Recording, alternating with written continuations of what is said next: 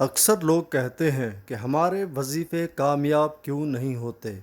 ایک صاحب کا کہنا ہے کہ میں 1 سال سے استغفار کر رہا ہوں، مجھے ابھی تک کچھ نہیں ملا، میرا وظیفہ کیوں کامیاب نہیں ہوتا؟ آخر کیا وجہ ہے؟ حالانکہ استغفار کا عمل ایسا عمل ہے جس کی بدولت اللہ پاک آپ کو غنی کر دے گا۔ استغفار کے اندر وہ قوت ہے، استغفار کے اندر وہ طاقت ہے۔ اگر انسان پابندی کے ساتھ اپنے گناہوں کو مستحضر کرتے ہوئے توبہ کی نیت سے اگر آپ استغفار کرتے ہیں تو دنیا کی کوئی طاقت آپ کے رزق میں اضافے سے روک نہیں سکتی۔ یہاں پر قابل غور بات، استغفار کا مقصد اپنے گناہوں سے توبہ کا ہونا چاہیے، نہ کہ مال و زر کی طلب۔ استغفار اس طریقے سے کریں کہ اس کا معنی اور اس کا مقصد آپ کے دل و دماغ پر نقش ہو جائے۔ اگر استغفار میں یہ کیفیت خود پر طاری کریں کہ میں یہ استغفار اپنے گناہوں سے توبہ کی نیت سے کر رہا ہوں تو انشاءاللہ آپ کو 100% کامیابی ملے گی۔ ایک عام سی غلطی جو استغفار کے دوران کی جاتی ہے وہ یہ، ہم لوگ استغفار کو پڑھتے ہیں، کرتے نہیں ہیں۔ استغفار کرنا اور بات ہے اور استغفار پڑھنا ایک الگ بات ہے۔ در حقیقت استغفار کرنے کا عمل پڑھنے کا نہیں، اور اس عمل کے دوران اس کے اصل معنی اور مقصد کو مستحضر کرنا چاہیے۔ جہاں تک استغفار پڑھنے کی بات ہے تو اس کا پڑھنے کا ثواب لازمی طور پر آپ کو ملے گا۔ اس لیے استغفار کے اصل معنی کو مستحضر کرتے ہوئے ضرور استغفار کریں۔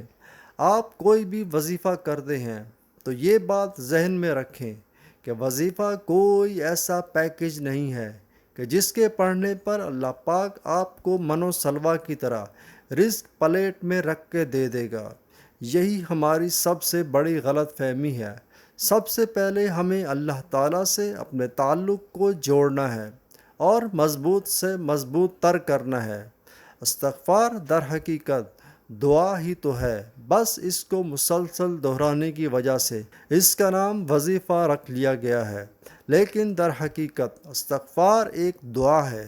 عام لوگوں کے ذہن میں یہ بات بیٹھ گئی ہے کہ بس ہم استغفار کا وظیفہ اتنی دفعہ کریں گے اور اس کے ختم ہوتے ہی کسی پیکج کی طرح یا من و سلوہ کی طرح ہمارے لیے مال و دولت کے ڈھیر لگ جائیں گے۔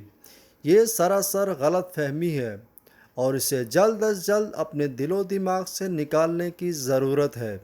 یاد رکھیں، اگر اس طرح رزق کی بہاریں آتیں یا رزق کی بارش ہوتی تو اللہ تعالیٰ اپنے انبیاء کو یا ان کے صحابہ یا بے شمار اولیاء اللہ جنہوں نے بڑی تنگ دستی کی زندگی گزاری، تو اللہ تعالیٰ ان کو اس طرح کی زندگی نہ گزرواتے اور ان کے لیے مال و دولت کا ڈھیر لگا دیتے۔ حالانکہ وہ لوگ تو سب سے زیادہ دعائیں مانگنے والے اور اللہ کے محبوب بندے تھے۔ اس طرح یہ بات تو ثابت ہوتی ہے کہ ایک تو ہمارے استغفار کرنے میں فرق ہے، ہم اسے رٹا لگا کر پڑھنے کی کوشش کرتے ہیں۔ اس غلط فہمی کو دور کرنے کی ضرورت ہے۔ دوسری بات، اگر رزق کا وظیفہ کر رہے ہیں تو اس کے لیے وہ اسباب اپنانے چاہیے جو اس کی ضرورت ہے۔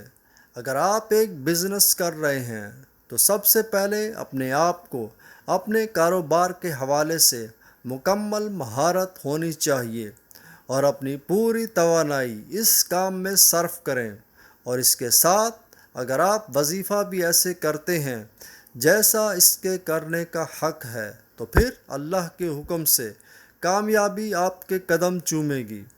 لیکن دوسری طرف ہم صرف وظیفہ کر کے مال بنانے کے چکر میں لگے رہیں گے اور اس کے ساتھ اسباب پر توجہ نہیں دیں گے تو ایسے کچھ حاصل نہیں ہوگا۔ پورے قرآن پاک میں اللہ نے ہمیں اسباب کے اپنانے کے طریقے سکھائے ہیں۔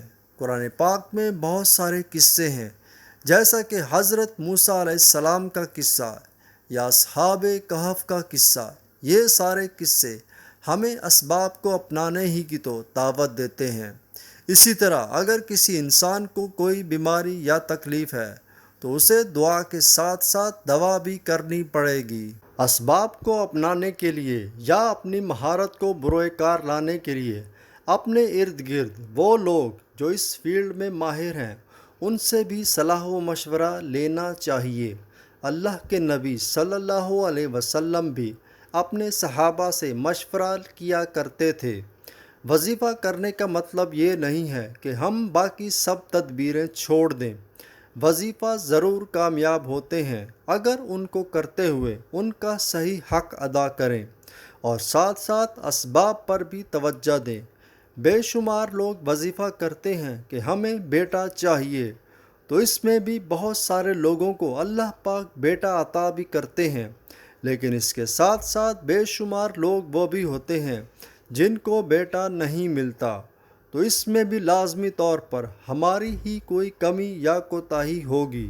اس لیے کوئی بھی وظیفہ کریں تو ساتھ میں اسباب بھی اپنائیں، اپنے آپ کو بھی اللہ کے نبی صلی اللہ علیہ وسلم کی سنتوں کے مطابق ڈھالنے کی کوشش کریں، اور اس کے ساتھ ساتھ وظائف بھی کریں، استغفار کی کثرت کریں۔ غرض اللہ سے ہر وقت مانگتے رہنا چاہیے اور کبھی بھی مانگنے سے پیچھے نہیں ہٹنا چاہیے، کیونکہ اللہ کے علاوہ اور کوئی در نہیں کہ جہاں انسان سوالی بن کر جائے۔ اس لیے مسلسل مانگتے رہیں اور بس مانگتے رہیں، ایک نہ ایک دن اللہ اپنا فضل فرمائے گا۔ اگر آپ کو وہ نہیں ملتا جو آپ نے اللہ سے مانگا، تو اس میں بھی اللہ کی کوئی خاص حکمت ہوگی، اور ان تمام دعاؤں اور وظائف کا اجر و ثواب انشاءاللہ آخرت میں آپ کو ضرور ملے گا۔ اور آخرت میں جب آپ ان دعاؤں کا اجر و ثواب اپنی آنکھوں سے دیکھیں گے تو خود کہیں گے کہ کاش میری کوئی دعا قبول ہی نہ ہوئی ہوتی۔